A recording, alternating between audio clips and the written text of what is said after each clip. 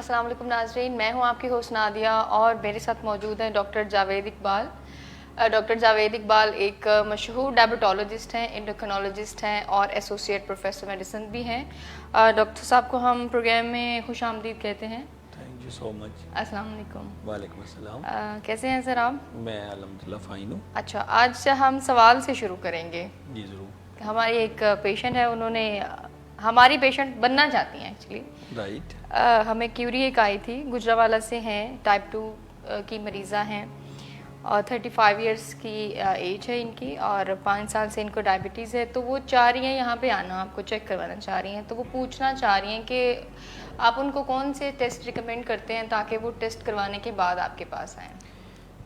یہ جو انہوں نے جو کوشچن کیا ہے اس کو میں ذرا جنرلائز کر دیتا ہوں۔ جنرلائز اس سینس میں کہ کیا ٹائپ 2 ڈائبیٹک جو پیشنٹس ہیں ان کو کون سے ٹیسٹ کروانے چاہیے۔ اچھا۔ تو ٹائپ 2 ڈائبیٹکس ہوں یا یہ جو ٹائپ 1 ڈائبیٹکس ہیں، ٹائپ 1 ڈائبیٹکس کو 5 ایئر کے بعد اور ٹائپ 2 ڈائبٹیز والے پیشنٹ کو ڈائگنوسس ہی یہ جو ٹیسٹ میں بتانے لگا ہوں یہ کروانے چاہیے۔ ایک ٹیسٹ ہوتا ہے اس کو ہم کہتے ہیں ہیموگلوبن A1C، یہ آپ کی 3 مہینے کی شوگر کی اسسمنٹ دیتا ہے۔ اچھا۔ اور اس کو ہر 3 مہینے بعد کروا لینا چاہیے۔ اوکے۔ ایک ٹیسٹ ہوتا ہے جس کو ہم کہتے ہیں مائکروالبومن یوریا، یا ہم اس کو اسپاٹ یورین فار مائکروالبومن یوریا بھی کہتے ہیں۔ یہ ٹیسٹ جو ہے یہ اس کے بارے میں بعد میں ڈیٹیل بات کریں گے، یہ کڈنیز کے حوالے سے ہوتا ہے۔ تیسرا ٹیسٹ جو ریکمینڈ کیا جاتا ہے وہ ہے فاسٹنگ لپڈ پروفائل، یعنی آپ خالی پیٹ صبح 8 بجے جاتے ہیں لیب میں اور اپنا لپڈ پروفائل ٹیسٹ کرواتے ہیں۔ یا میں لوگوں کے لیے بتانا چاہوں گا کہ لوگ اکثر کولیسٹرول کی رپورٹ کرا کے آگے ہوتے ہیں۔ صرف کولیسٹرول کی رپورٹ کافی نہیں ہوتی، کسی بھی فزیشین کو فاسٹنگ لپڈ پروفائل چاہیے ہوتی ہے جس میں سے اس نے فیصلہ کرنا ہے کہ ٹریٹمنٹ کا پلان کیا دینا ہے۔ اور اس کے بعد ایک ٹیسٹ ہوتا ہے جس کو ہم کہتے ہیں یوریا اور کریٹینین، یہ گردوں کے افعال کا ٹیسٹ ہے۔ اور last but not least is important is fundoscopy. اچھا، فنڈوسکوپی جب کئی دفعہ ہمارے اپنے پریسکرپشن میں بھی لکھا ہوتا ہے تو بہت سے لوگ اس کو لیب سے کروانے کی کوشش کرتے ہیں۔ اچھا اچھا۔ تو آپ کو پتہ فنڈوسکوپی لیب سے نہیں ہوتی؟ نہیں، مجھے نہیں پتہ، تو آج پتہ لگا لیں۔ آپ کو بھی پتہ ہونا چاہیے۔ فنڈوسکوپی کا مطلب ہوتا ہے کہ فنڈس دیکھنا، اور یہ ایک انسٹرومنٹ ہوتا ہے جس کو فنڈوسکوپ کہتے ہیں۔ تو یہ آئی اسپیشلسٹ آپ کی آنکھوں کے اندر جو قطرے ڈال کے پہلے آنکھوں کی پتلی کو پھیلا لیتا ہے اور 30 منٹ کے بعد پھر وہ اس کا ایگزامینیشن کرتا ہے۔ فنڈوسکوپ، اس کو ہم کہتے ہیں فنڈوسکوپی، اور اٹ از ڈن بائی اے فنڈوسکوپ۔ اور پرپس اس کا کیا ہوتا ہے کہ ہم یہ دیکھتے ہیں کہ ڈائبٹیز کی وجہ سے آئیز کے اندر کوئی تبدیلیاں ہیں یا نہیں آ رہی۔ Okay, right. تو یہ ہے کالڈ ایز فنڈوسکوپی۔ رائٹ۔ تو آپ یاد رکھ لیں سارے ہمارے جو پیشنٹس بھی ہیں اور جو بننے والے پیشنٹس ہیں کہ فنڈوسکوپی کا مطلب یہ نہیں ہے کہ آپ لیب والے سے ٹیسٹ کروائیں، یہ آپ نے آئی اسپیشلسٹ سے کروانا۔ تو سر کیا آپ ان کو ریکمینڈ نہیں کریں گے کہ وہ جو اہل ہی نہیں ہیں اس ٹیسٹ کو کرنے کے یا جن کو نہیں کرنا چاہیے، تو یہ کیا ان کے لیے یہ چیز ضروری نہیں کہ وہ فالو کریں کہ وہ آگے ریکمینڈ کریں کہ بھئی جہاں سے یہ؟ ہاں نہیں، وہ ریکمینڈ کر بھی دیتے ہیں لیکن کئی دفعہ کنفیوژن بھی کریٹ ہو جاتی ہے۔ اگر سے لیب والا جو سیمپل کلیکٹ کرنے والا لڑکا ہے وہ فلی باٹمسٹ ہے، اس کا نالج اتنا نہیں ہے کہ فنڈوسکوپی کو سمجھ سکے، تو اس کے لیے پھر ریفر کرنا بھی مشکل ہوتا ہے۔ کئی دفعہ وہاں سے فون بھی آ جاتا ہے کہ ڈاکٹر صاحب یہ ٹیسٹ سمجھ نہیں آ رہا۔ اچھا اچھا۔ تو میں پیشنٹس کے لیے بتانا چاہتا ہوں کہ فنڈوسکوپی کا مطلب ہے کہ آپ فنڈس ایگزامن کروائیں گے اور وہ کسی آئی اسپیشلسٹ سے کروائیں گے۔ اچھا، تو آپ نے کہا لیب سے نہیں ہوگا، اگر کوئی لیب نے کر دے تو اس کا تو وہ رزلٹ نہیں آئے گا نا، پھر فائدہ لیب کر ہی نہیں سکتی، نہیں کر سکتی۔ اچھا ٹھیک ہے، کرنے تو پھر آپ کے اچھا مطلب کہ ہوتا ہی نہیں۔ جب ہم ایک ٹیسٹوں کی لسٹ دیتے ہیں تو نیچے فنڈوسکوپی بھی لکھی ہوتی ہے نا۔ اوکے، تو ہمارا مطلب ہوتا ہے کہ آپ آئی اسپیشلسٹ سے ایگزامن کریں۔ ٹھیک ہے، یہ سننے والوں کو بھی بے شک سمجھ آ گیا ہوگا میری طرح۔ بالکل۔ اور اگلا سوال ہے، کسی نے پوچھا ہے کمنٹس میں کہ HbA1c جو ہے وہ کیا ہوتا ہے اور اس کی کیا اب ٹیسٹوں میں سے ڈیٹیل میں ہم جا رہے ہیں۔ HbA1c کا مطلب ہوتا ہے، پہلے تو یہ بات ہے کہ HB ہے، HB کا ایک پارٹ ہے، رائٹ، ہیموگلوبن کا ایک پارٹ ہے۔ کئی دفعہ پیشنٹ کہتے ہیں اپنا HbA1c کروا کے لاؤ، تو وہ کہتا جی میں نے CBC تو بھی کروائی ہے، میرا HB تو 12 ہوتا ہے یا 14 ہوتا ہے۔ وہ HB آپ کا ٹوٹل ہیموگلوبن ہے۔ جو ہیموگلوبن A1c ہے وہ اس کا وہ پارٹ ہے جو گلائکیٹڈ ہے، یعنی جس نے اپنے ساتھ گلوکوز کو اٹیچ کیا ہوا ہے۔ اب یہ 3 ماہ جو ہے نا ہیموگلوبن کی سروائیول ہوتی ہے، جن سیلز میں ہیموگلوبن رہتا ہے ان کی 3 ماہ سروائیول ہوتی ہے۔ تو پچھلے 3 مہینے کی شوگر لیول کی اسیسمنٹ HbA1c دے دیتا ہے۔ کیسے دے دیتا ہے؟ ایوریج نکال سکتے ہیں وہاں سے، فار ایگزامپل اگر کسی کا HbA1c 6 ہے تو ہم یہ کہہ سکتے ہیں کہ اس کی بلڈ شوگر ایوریجلی 120 کے قریب رہتی ہے. اچھا. اور اگر وہ 7 ہے تو ہم یہ کہہ سکتے ہیں کہ ایوریجلی 150 154 کے قریب اس کی بلڈ شوگر رہتی ہے. یعنی ایوری 1% ہیموگلوبن A1c جو بڑھتا ہے اس کا مطلب ہوتا ہے کہ 30 ملی گرام شوگر بڑھتی جا رہی ہے مزید. اور وہ ایک ایوریج اسیسمنٹ ہے پچھلے 3 مہینے کی. اچھا کئی سارے لوگ یہ بھی کرتے ہیں کہ HbA1c کروا کے آ جاتے ہیں کہ ڈاکٹر صاحب اب یہ میری ٹریٹمنٹ ڈیسائیڈ کرے اس کے اوپر. دیکھیں HbA1c آپ کے پچھلے 3 مہینے کی اسیسمنٹ ہے. یہ آپ کے ان دنوں کی بھی ہائی شوگر کو شو کر رہا ہے جن دنوں میں آپ پرہیز نہیں کرتے تھے, اور اس میں وہ بھی شوگر آ گئی جب انہوں نے پرہیز شروع کر لیا. فار ایگزامپل ایک مریض نے آج سے 1 ہفتہ پہلے پرہیز شروع کر دیا تو اس کی بلڈ شوگر لیول تو ٹھیک ہوئیں گے, بہتر ہوئیں گے, اور اس سے پیچھے اس کا کھانے پینے کا سٹائل پیشنٹ کا جو ہے وہ زیادہ ڈیفرنٹ تھا, شوگر لیول 300-400 رہتے تھے. تو اب جو ہیموگلوبن A1c ہے وہ زیادہ آئے گا, شوگر لیول جو ہے وہ نارمل ہو چکی ہوئیں گے. ٹھیک ہے. اچھا اسی سے ریلیٹڈ ایک بڑا ہی یہیں پہ پہلے امپورٹنٹ بات بڑی کر لوں میں ایک, تو میں یہ کہنا چاہ رہا ہوں کہ دیکھیں جب ہم صرف ہیموگلوبن A1c کرا کے کلینک پہ آتے ہیں تو ہم اس سے آپ کی ٹریٹمنٹ کا ڈیسیژن نہیں لے سکتے. آپ کا ٹریٹمنٹ کا ڈیسیژن اس چیز سے بڑا ڈیپینڈنٹ ہوتا ہے کہ آپ کی فاسٹنگ شوگر کتنی ہے اور آپ کی کھانے کے 2 گھنٹے بعد شوگر کتنی ہے, یا آپ کی راس ہوتے ہوئے شوگر کتنی ہے, سے ایک سیکوینس آپ کی بلڈ شوگر مانیٹرنگ سے ہم فیصلہ کرتے ہیں. اور وہ پچھلے 3 دن کا ریکارڈ بنا کے کلینک آنا چاہیے تاکہ آپ کی فاسٹنگ کا بھی آئیڈیا ہو, آپ کی راس ہوتے ہوئے کا بھی آتا ہو آئیڈیا ہو, آپ کی کھانوں کے 2 گھنٹے بعد شوگر کا بھی, تاکہ ہم آپ کا ڈائٹ پلان, آپ کی بلڈ شوگر مانیٹرنگ, آپ کی بلڈ شوگر کے لیے ٹریٹمنٹ, میڈیکیشن, انسولین اور آپ کی ایکسرسائز سارا پلان کر سکیں. اکیلے HbA1c سے آپ ٹریٹمنٹ کا ڈیسیژن نہیں لے سکتے. however آپ یہ ضرور کہہ سکتے ہیں کہ یہ بلڈ شوگر کنٹرول بیٹر ہے, پور ہے, یا پھر یہ بالکل ہی پور ہے یا بیٹر ہے یا ورسٹ ہے. میزریبل کہہ لیں, ورسٹ. اچھا میری فرینڈ نے مجھے کال کیا تھا, وہ کہہ رہی تھی کہ ان کی مدر کو ہے ڈائبٹیز. ٹھیک ہے. 400 کہہ رہی تھی, 400 تک چلی جاتی ہے ان کی شوگر, اتنی ہائی ہوتی. تو میں نے کہا اچھا میں پوچھ کے بتاؤں گی. تو وہ دکھانا بھی چاہتی ہیں, میں ان کو میں نے ریکمینڈ بھی کیا ہے, تو موسٹ پروبلی وہ آئیں. تو بلڈ شوگر جب 400 ہوتی ہے نا, یہاں بھی ایک بڑا امپورٹنٹ پوائنٹ ہے کہ بہت سارے لوگ جب آتے ہیں نیولی ڈائگنوز, جی ابھی ایک پچھلے 1 ہفتے میں کہہ رہی تھی 10 سال سے پچھلے, وہ تو اس کی مطلب میں بتاؤں کہ پچھلے 1 ہفتے میں بہت نیولی ڈائگنوز کیسز بھی آ رہے ہیں. آئی ڈونٹ نو وہ گھر بیٹھنے کا نتیجہ ہے, جو بھی ریزنز ہوئیں گی, اسٹریس زیادہ ہو گئی ہے, یا لوگوں کی واک کم ہو گئی ہے, یا پھر لوگوں کو ٹائم مل گیا کہ اپنا بلڈ شوگر لیول چیک کروا لیں, اپنے اوپر دھیان دینے کے لیے. وہی بھی جتنے کیسز ٹیسٹ ہوں گے اتنے پازیٹیو. بالکل. تو وہ جو ٹیسٹ آ رہے ہیں کرا کے آ رہے ہیں لوگ, تو نیولی ڈائگنوز ڈائبٹکس بہت آ رہے ہیں ان کرونا ڈیز کے اندر ہی. تو جب آپ کی شروع میں ہیموگلوبن A1c 11% سے زیادہ ہوتا ہے یا 9% سے زیادہ ہوتا ہے, تو ایسا بھی ہوتا ہے کہ ہم شروع میں انسولین دے کے اس کو نارمل کرتے ہیں. اس انسولین دینے کا مطلب بہرحال یہی نہیں, یہ نہیں ہوتا کہ ہم آپ کو انسولین پہ شفٹ کر رہے ہیں یا آپ انسولین ڈیپینڈنٹ ہو رہے ہیں. یعنی اگر آپ آئے ہیں بلڈ شوگر لیول 400 لے کے, تو یہ 400 ویسے تو فگر بھی زیادہ ہے, شوگر اس کی زیادہ ہے, ٹھیک ہے.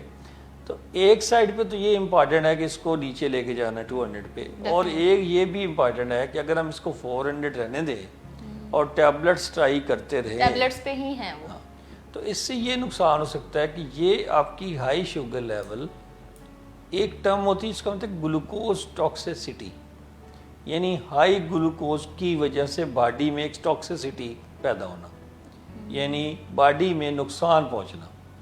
تو ہائی شوگر کا لبے کے اوپر برا نقصان ہوتا ہے. آپ کا لبا جو پہلے ڈیمیج ہوا ہوا ہے وہ مزید ڈیمیج ہونے کا خطرہ ہو جاتا ہے. تو اس لیے اتنے ہائی شوگر لیول کو نارمل کرنا ضروری ہوتا ہے.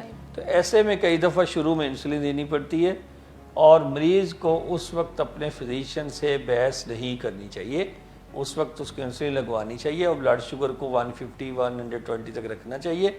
پھر وہ ایک ٹرائل لے سکتا ہے کہ اپنی انسولین چھوڑ کے ٹیبلٹس پہ جا سکے. ٹھیک ہے. اور یہ جو انیشیل انسولین دی جاتی ہے ٹائپ 2 ڈائبٹیز میں, اس کا مطلب بہرحال یہ نہیں ہے کہ ہم آپ کو انسولین ڈیپینڈنٹ کر رہے ہیں. لوگوں کے ذہن میں یہ بات بیٹھی ہوئی ہے کہ اگر ہم انسولین لینا شروع کر دیں گے تو پھر ہم ڈیپینڈنٹ ہو جائیں گے. یہ بہرحال ایک بہت بڑا میتھ ہے, لگ جائے گی, لگ جائے گی. دوسری بات جو یہاں پہ میں کلیئر کرنا چاہتا ہوں وہ یہ ہے کہ بہت سارے مریض جب نیولی ڈائگنوز ڈائبیٹک ہوتے ہیں اور اپنی جو ہے شوگر لیول ہائی کے ساتھ آتے ہیں تو وہ بڑے موٹیویٹڈ اور ایکسائٹیڈ ہوتے ہیں, اور بڑا وہ ان کو ہوتا ہے کہ ہم جو ہے آج سے 6 کلومیٹر واک کریں گے اور ہم جو ہے وہ کھانے میں بالکل ہم بھوکے مار لیں گے, لیکن ہم گولیاں نہیں کھانا چاہتے. تو ٹریٹمنٹ سے اپنے آپ کو دور رکھنا جو ہے یہ بھی کوئی عقل مندی نہیں ہے.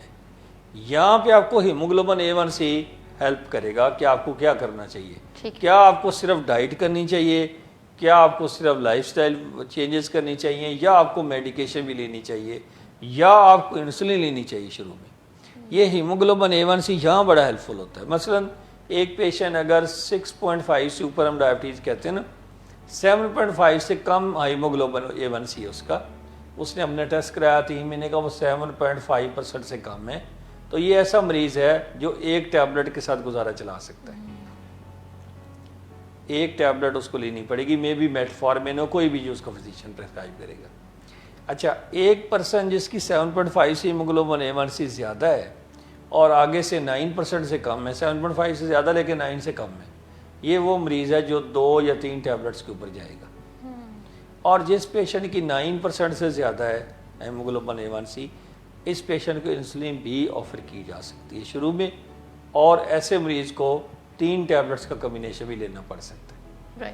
اب اگر وہ 9% HbA1C والا پیشنٹ اپنے آپ کو یہ سوچے کہ میں صرف ڈائٹ اور واک سے کنٹرول کرنا چاہوں گا, تو وہ اپنے لبلبے کا نقصان کرے گا. اچھا, جو انسولین اس کو 10 سال بعد لگنی تھی وہ سمجھے 1 مہینے کے اندر لگ جائے گی, اس لیے کہ وہ لبلبے کو ڈیمیج کرے گا.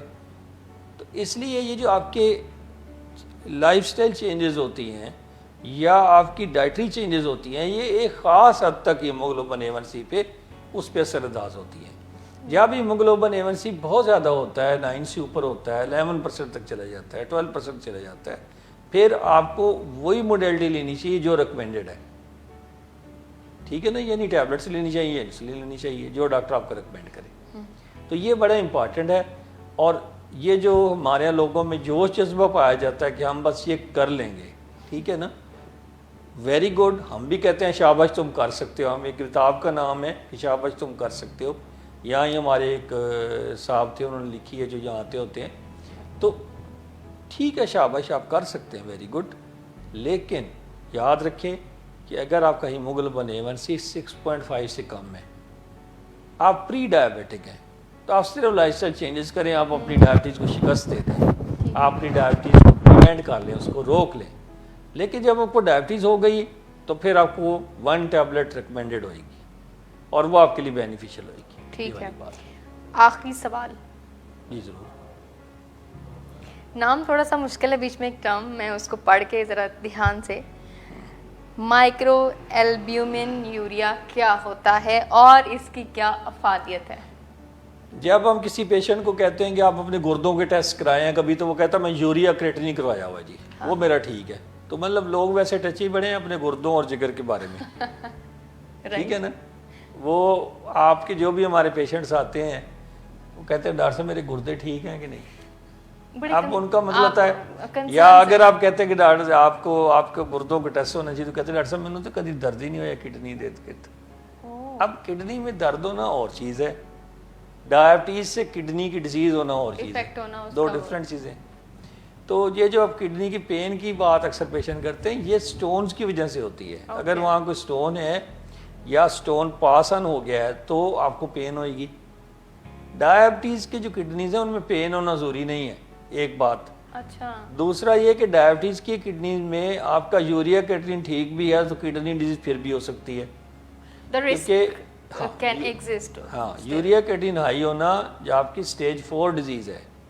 پہلی 3 سٹیجیں آپ کی سائلنٹ ہے, ان میں سے جو دوسری سٹیج ہے, جہاں تک دوسری سٹیج ہوتی ہے 1 2 3 4 5 ہے نا, تو جو دوسری سٹیج ہے وہ مائکرو البیومن یوریا کی ہے. اچھا. یعنی یورین میں پروٹین آ رہی ہے لیکن مائکروسکوپیکلی وہ دیکھی جا سکتی ہے.